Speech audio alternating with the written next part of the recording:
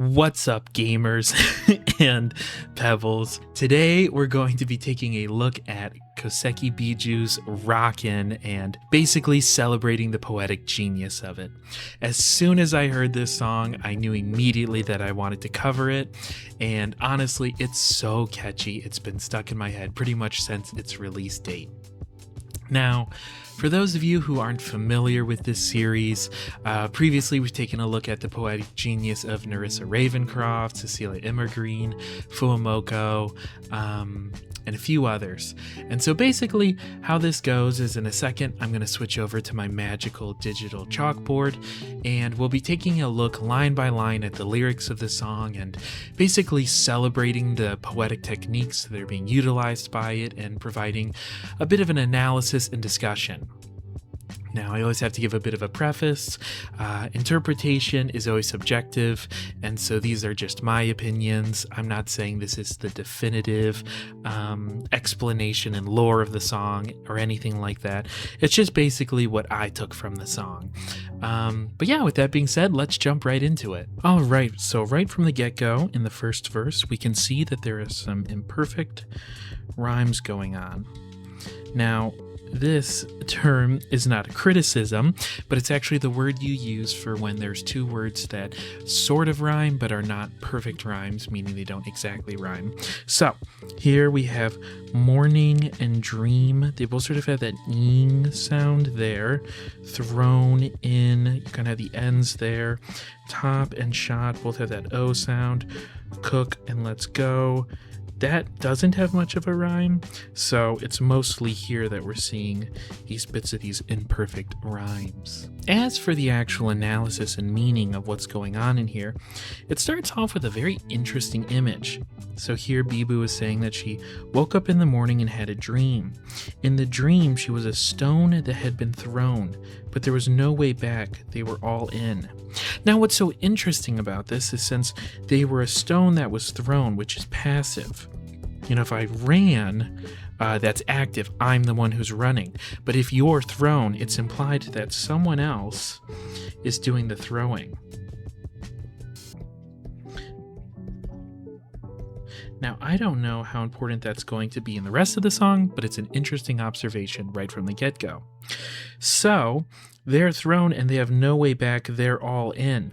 Now, that is literally aligns with the image, because if you throw a stone, the stone itself doesn't have agency over where it's going. The person who's throwing it controls how far it's going to be thrown, where it's going to be thrown, the aim of it, all sorts of stuff. The rock is just all into that experience. There's no way for the rock to stop it and to, go back. There's no way for it to change its trajectory. It isn't, instead of, if the image started that it was a bird being thrown, then you could imagine that perhaps the bird, after being launched, could then take over and have some agency. But instead, here in this dream, the rock, i.e. Bijou, is being thrown, they're all in, and they have no control. So then, after this sort of observation, they ask the question, what if it was me soaring straight to the top? So basically, after this dream, it's implied that they woke up from the dream, so that, or I should say, it's implied that they're asking this question after they've woken up. So after they've woken up, they're wondering, what if that was me soaring straight to the top? Now, the use of soaring here is sort of interesting because obviously we have the stone that was thrown and they're here soaring, but soaring is a very upward motion. We think of soaring as something that's flying high in the sky. If you toss your friend a pen in class, you wouldn't describe the pen as soaring. But if you threw it off the top of the school, roof and it went really, really far, maybe you'd be soaring. But there's usually an implied sense of up. And why that's so important is in poetry, you have such a limited amount of words. As you can see here, there's not a lot of words in this first verse, and therefore every word matters, and the choice of word matters. What if that was me sailing straight to the top? That almost has a bit more of a chill, passive thing. If you sail towards a finish line, it's a bit more chill than if you were soaring towards a finish line, that kind of thing. Or gliding straight to the top is almost like a piece of paper floating in the wind. But soaring has a speed implied to it. And now, if you remember that here Bijou is a stone in this sort of analogy metaphor, and she's soaring, what also soars? Comets. And what rocks, I should say? Comets. A soaring comet, which also, again, we imply, or we don't imply, but we associate comets with sort of the idea of destiny and fate. Often they are seen as being sort of prophetic images if there's a comet soaring across, or it can be an image that you wish on. You wish on a shooting star, a soaring comet. So, therefore, there's sort of already an implication of ambition and motivation and wanting to go to the top. So perhaps the wish here is to get to the top, to be, top of the league, number one. They want to take a chance. So they understand that, it's not a guaranteed win. There's a level of risk and chance to it, but they're going to take that chance and try their best. So game on, and they're going to shoot their shot, which, again, means they're going to do their best, throw their hat in the ring. So how are they going to do that? They're going to log in and they're going to get good. Now, in gaming circles, get good is something that is often said when someone is struggling in a game, and they might go on like an online forum and say, oh, this boss is so hard to beat. It's, I can't do it. It's impossible. And usually the response is going to be get good. Or if someone keeps beating someone in a game, they might taunt them by saying get good. Similarly, they might say you mad. Oh, are you frustrated that you're losing? So all of these phrases here are giving us the sense that there is a competition going on. This isn't a singular person's journey. This isn't just one person trying to improve themselves by, let's say, breaking a bad habit or something like that. No, instead there is a sense of competition. There is a number one, there is a top that they're trying to go straight to the top of. So this is competitive gaming. Talk beep, get hit, clean sweep. Now, talk beep, here beep is being used as a replacement for a swear word that starts with S and H. And so here they're saying that if you talk, that usually also means, you're insulting. You're saying, ironically, things like saying get good and you mad. So if you talk that way to Bijou, if you sort of retaliate by also using gamer lingo, then you're going to get hit and get a clean sweep, which usually means when you eliminate an entire team. So this opening verse is full of ambition. We have this opening image of someone who feels like they're all in, but also might not have all of their agency. But beyond that dream, they then consider, well, what if I did go all in, but what if it was sort of in my terms? What if I entered this competition and I tried my hardest and I eliminated the competition? So, that being said, let's go into the next section to see how these themes may continue. All right, and just like last time, we're actually here in the chorus, I should say, but just like last time, let's take a quick look at the rhyme scheme. So here something sort of interesting is happening in that we have our lines, but then we actually sort of have a almost chorus other voice that's sort of almost a call and response. They say their phrase, and then we get Bijou, Bijou, coming in clutch, Bijou, Bijou. But that actually is what's rhyming. Bijou rhymes with Bijou, rhymes with Bijou, rhymes with you, rhymes with to, rhymes with through. And then we have wish and miss as sort of another imperfect rhyme. So there's still that rhyme scheme going on. So see, we have the poetics here, and that's why this is the poetic genius of Bijou in Rock In. But to actually look at what's going on in this chorus, if you remember what was going on in the first verse, in that it sort of mentions someone else maybe throwing this rock, the rock being Bijou, but then Bijou's own ambition in trying to go to, the top, something really, really fascinating is going on here. In that, there is now this conversation of two people. But before I get ahead of myself there, let's just go line by line. So now you know what's up. Hit them with the 1, 2, 3. So, hit him with the 1, 2, 3. That's just sort of like a kind of a boxing thing or a gaming thing where, you might do like a right swing, a left swing, and then a right swing again, that kind of thing. But note that there's a you. So here Bijou is talking to someone. And in that, this may be a rhetorical you. We don't know yet. We'll figure it out as we go on. But this you so far seems to be someone who knows what's up. So the you, whether it's the audience, whether it's a rhetorical you, or whether it's a specific person, Bijou is assuming that this person, they are familiar with epic gaming, and therefore, they're going to know what's up. They know what a 1, 2, 3 is, kind of thing. So then come and test your luck. Yeah, we're coming in clutch. Now, here's what's so interesting. The your here is also, sort of you, but this seems to be, the enemy. Test your luck against Bijou, because you test your luck against something. But we're coming in clutch. It's not, I'm coming in clutch, I'm Bijou. It's we're coming in clutch. Skipping stone in flight. If you remember all of that imagery in the first verse about a stone that's being tossed, that's all in, that there's no way back, and a sort of lack of agency, but then becoming one that's soaring. So now a skipping stone is now in flight, which is also cool because here's our water. Here's someone who throws a skipping stone, and the stone might skip on the water. But now it's in flight. It's not touching the water. It's an image of an upward motion. When the skipping stone is in flight, it's not hitting the water. It's not bouncing off. It's not ricocheting. It is in flight. So, but also this stone is now almost being used to take out the enemy in one shot. Sort of a David and Goliath sort of situation.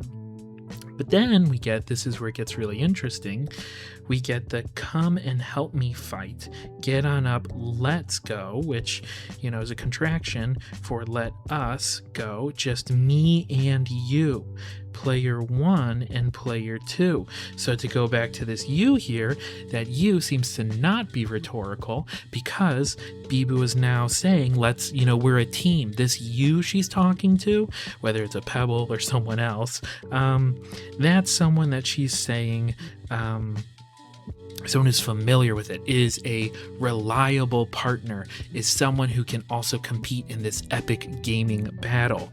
So, of course, again, now that makes sense when we look back in retrospect, because again, she says, what's up, what a 1, 2, 3 is. So it's almost here as if Bijou is actually giving a order or a command saying, to you, what's up, go hit them with a 1, 2, 3. Come and test your luck. Yeah, we're coming in clutch. So was it Bijou who's hitting them with the 1, 2, 3, or is it the you who's hitting them with the 1, 2, 3? Now we have player 1 and player 2. In most contexts, that would be used for a team. Now, while you could do a split screen game and compete against each other, you normally, when you're using it in terms of who's player 1 and who's player 2, you normally think of it in the context of working together, in some sort of video game where it might be split screen, and so you're also sitting together. Usually player 1 and player 2 isn't on an online game, so there's also an implied sense of closeness. Here Bijou isn't gaming with someone across the globe because they're not really player 1, player 2 in that sense, or at least that's not the connotation. And in poetry, connotation is super important. Instead, it's someone who's probably sitting next to them, also using a controller, and they're in that split screen, player 1 and player 2. They're going to see this through, and there's a confidence here. It's saying, we'll see this through, which is interesting because when you say something like, don't worry, we'll see this through, or even if you don't have the don't worry part, just we'll see this through, there's a confidence there. But also, if you feel the need to say we'll see this through, there's an implication that perhaps there's a possibility that you won't see it through. It's sort of a, methinks the lady doth protest too much. If if you and your friend are sitting down and are going to just eat a modest sandwich, you wouldn't constantly be saying, we're gonna eat this whole sandwich. We'll see this sandwich through. Don't worry. Like, we're gonna get through this. Instead, you just wouldn't even say anything because it would be so obvious that you would see it through. So by saying this, Bijou actually is implying a sense of adversity here. There's going to be a struggle, but she's being reassuring. So that's what's important here, which is also good because it's showing who she is as a teammate. Then she closes her eyes and makes a wish. Now, do you remember what we were talking about earlier with the wishes and the comets that were soaring? So here, once again, we get the wish imagery. One more shot, I will not miss, rock in. Her wish is to not miss. She's going to have this is sort of her one chance. The one more shot part is interesting because it could either be implied that she's failed, so now she's going to take another shot, or it could be that this is her last shot. You only have one more. But again, in poetry, every word counts. Every word is super important. So if you say more here and you choose to use your valuable sort of like limited amount of words on more, you're giving that implication. Not just like, oh, let's just take a shot. Let's give it a shot. But instead, it's telling us that this is something that has been attempted already. You've already done it, so now let's do more. Let's try it one more time, etc. So, I think that about covers the chorus, so let's jump into the next portion. Now, this may be the most important passage in the entire song. This is some of the most important lyrics we may look at, basically in this entire series, because ultimately what poetry is the use of sounds, of meter, of imagery to create a musicality. The thing that sets a beautiful sentence that has beautiful words apart from a poem is the sort of rhythm and meter and musicality of it. That's what elevates a beautifully written sentence into a poem. And here, Bijou is stripping herself of, needless words and definitions, and imagery in that sense, and giving us sort of a raw symphony of sound. So here we have boo boo ba, boo boo boo ba, boo boo ba, boo boo, yeah. Boo boo ba, bam bam, ba, boo boo ba, boo boo, yeah.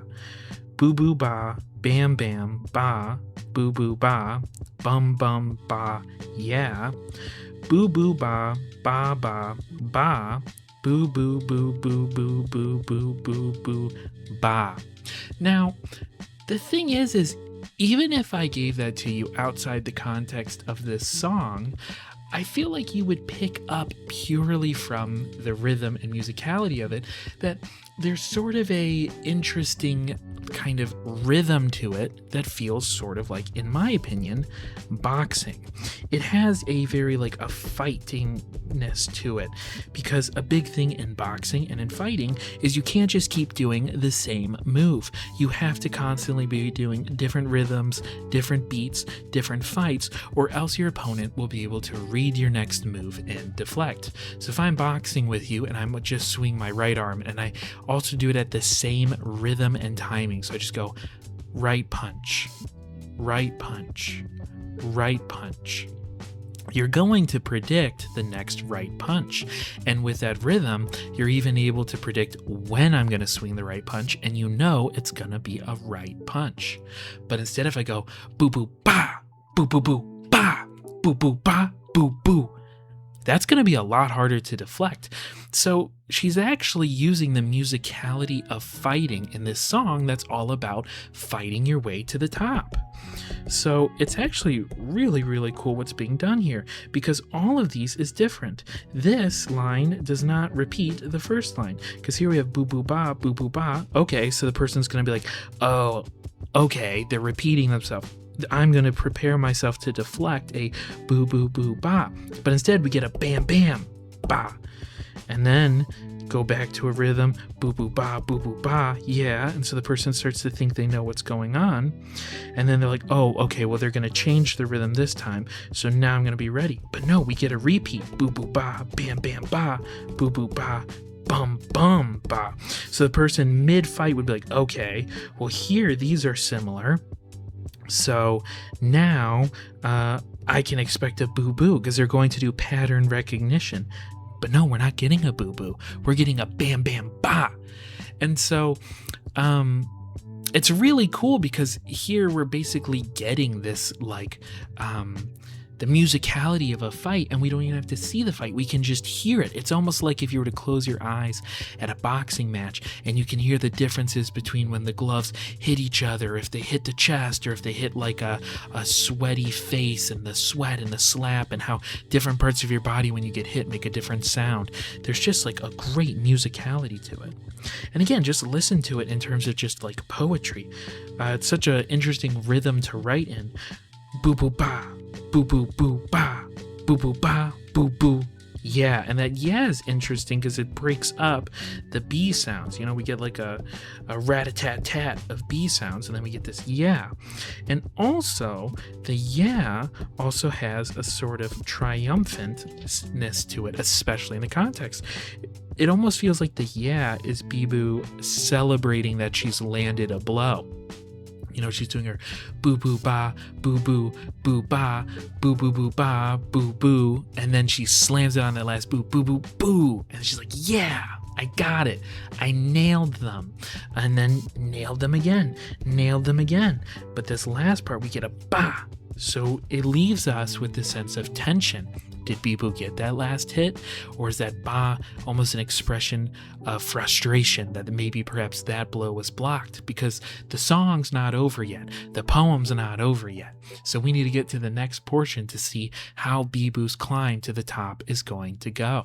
All right, so right from the get-go in this next verse, we have a very interesting rhyme scheme going on, because we get some imperfect rhymes with onwards and win, sort of having similar sounds of the W, but then we have an internal rhyme with rough and tough, and rollin' as a sort of exact rhyme within the same line. So an internal exact rhyme, while here we just have a, I guess, perfect internal rhyme.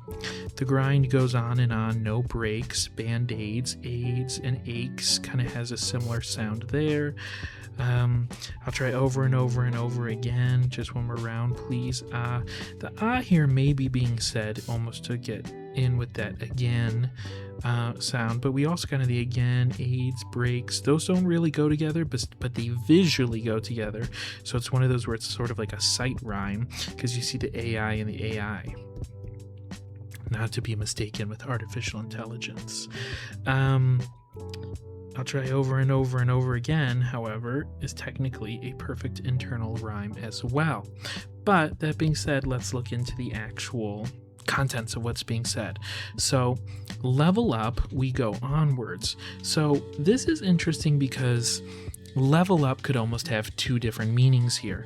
You could be going to the next level, you know, as in like you have here and here, because we go onwards, but there's also the implication of growth. If you're a level 1 noob and then you level up and become a level 2 badass, you've leveled up. So you've grown, you've become a better person. And again, very important to note, once again, we have this we here. We go onwards. She's not doing this journey alone. She has her player 1 and player 2 dynamic. So, you know, they're aiming for another win, not just one win. So again, we have this implied past, but that is also implied by being leveling up. They're going onwards. Well, if they're going onwards, that means they must have already won. So then they're going for another win.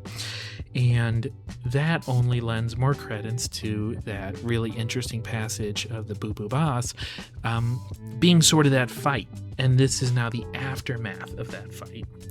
So a diamond in the rough. This is again a really interesting sort of rock image. It is very impressive, as a side note, how much just rock imagery there's done. We got comets that you could wish on a shooting star. We've got diamonds in the rough. We've got skipping stones. just tons of rock imagery, which obviously rocks are a super important image for Bijou. So, but very impressive how much they were able to fit into just one song.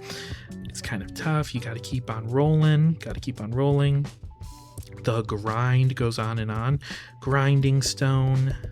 It's just another one, which is cool. Grinding stone. And obviously rolling, because a rolling stone. And the thing is a rolling stone is seen as a good thing because the whole thing is moss does not grow on a rolling stone. And in that sense, moss is sort of has the connotation of being almost like a complacency. You become sort of like moldy and old, and moss is able to grow on you because you have no movement, you haven't changed, you haven't done anything.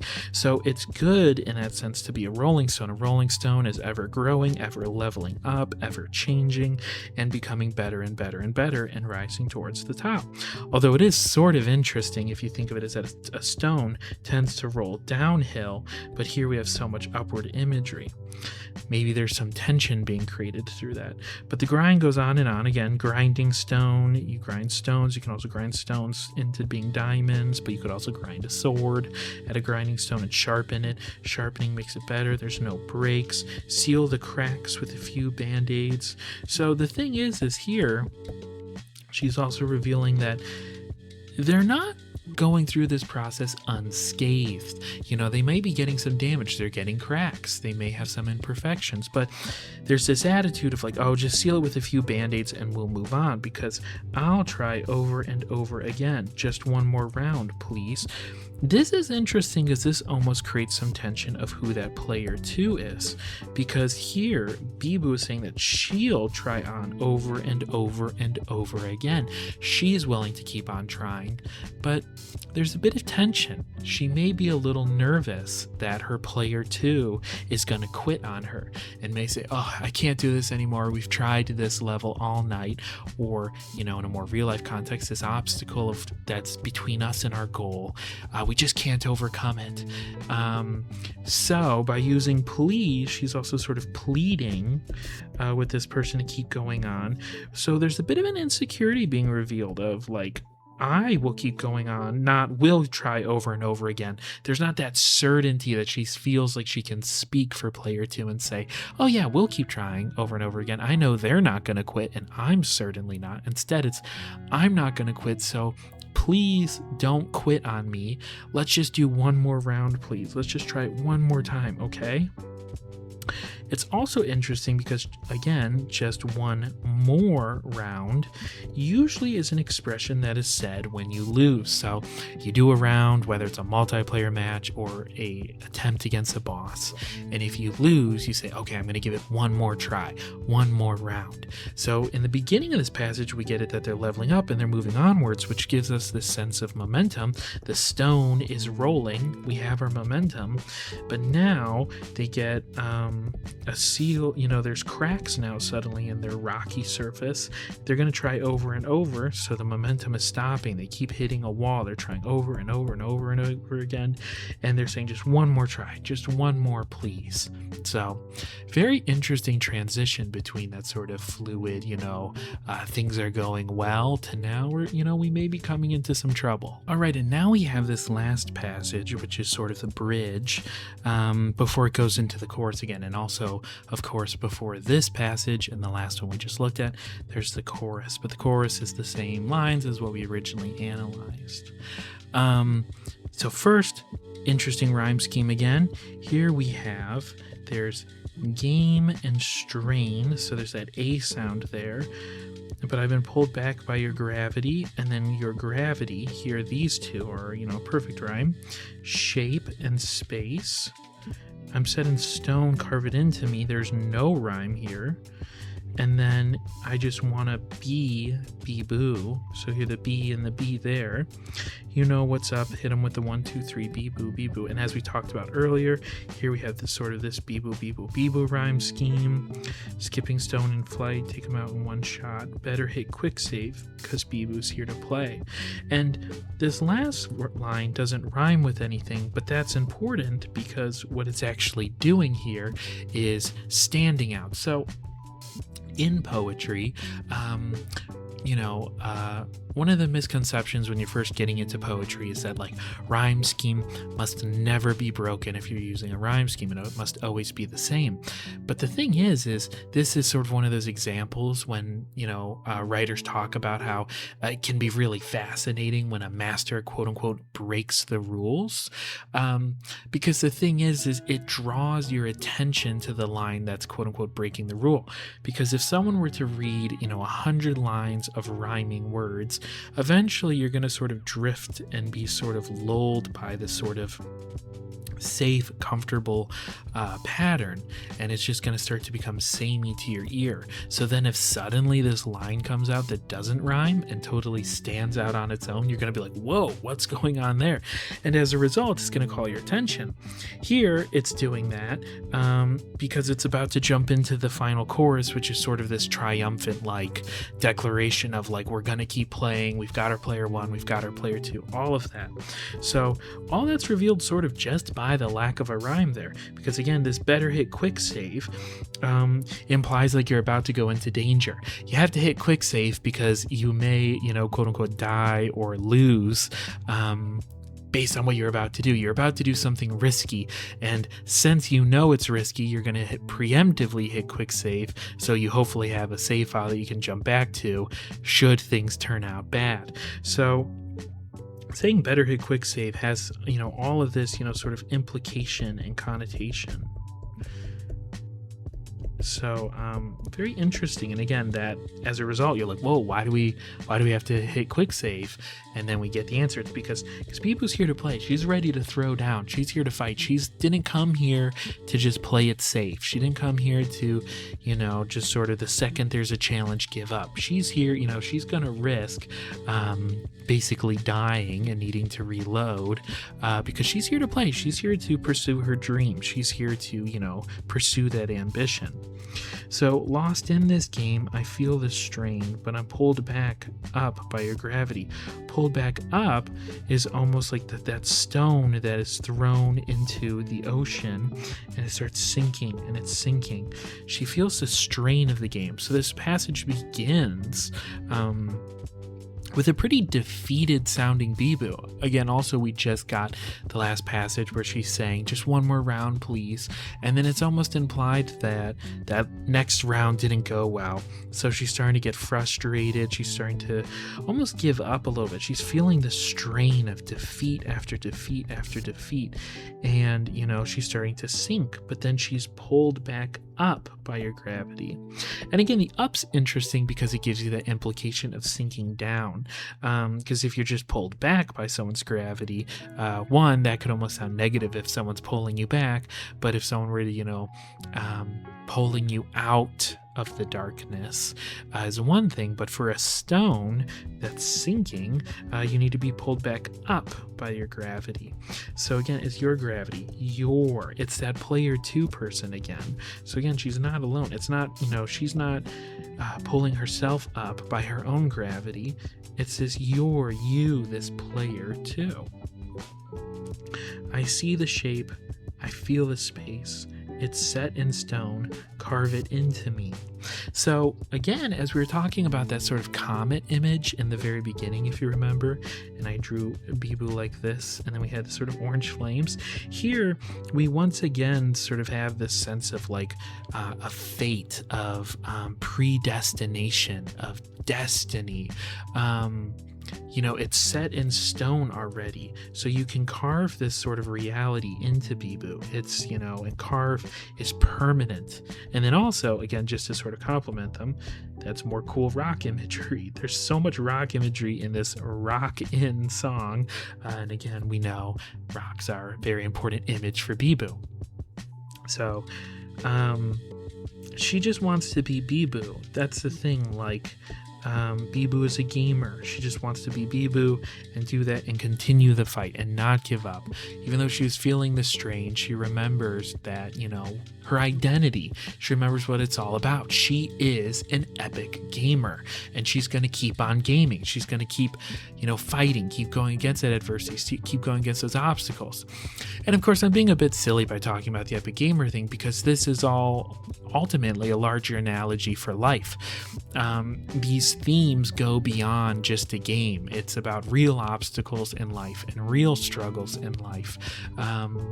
And, you know, as a result, this song sort of ends because, as I said earlier, this sort of passage is from the chorus, and then after this little twist, it goes back into the chorus, and it's ultimately sort of a celebration of an undying spirit of, you know, courage and, you know, being ready to fight against adversity, going against your obstacles and continuing on.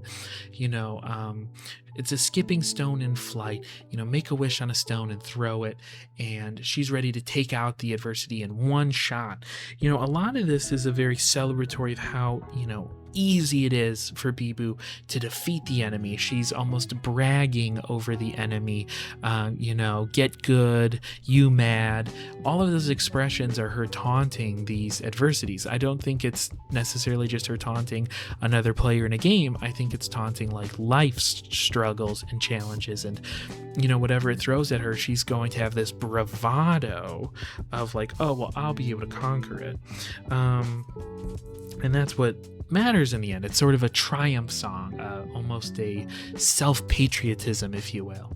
And yeah, and that's why I love this song. It's also extremely catchy. So I think that's going to wrap up today's video on, you know, the poetic genius of Bijou, of the song Rockin'. And again, shout out to the co-writer Ludocano. Great song. I love this. And yeah, if you enjoyed joining me for this little analysis deep dive, please consider subscribing and giving this video a like. Also, if you have your own interpretation of this song, or you agree, disagree, whatever, I'd love to hear it in the comments. I'm always, you know, really excited to have some sort of discourse and discussion about these sort of topics. Very passionate about this, so I'd love to hear from you and hear your thoughts. If you have any other songs you'd like me to take a look at, please let me know. I'm always open to suggestions. But with that, I think I'm going to wrap this up, so take care.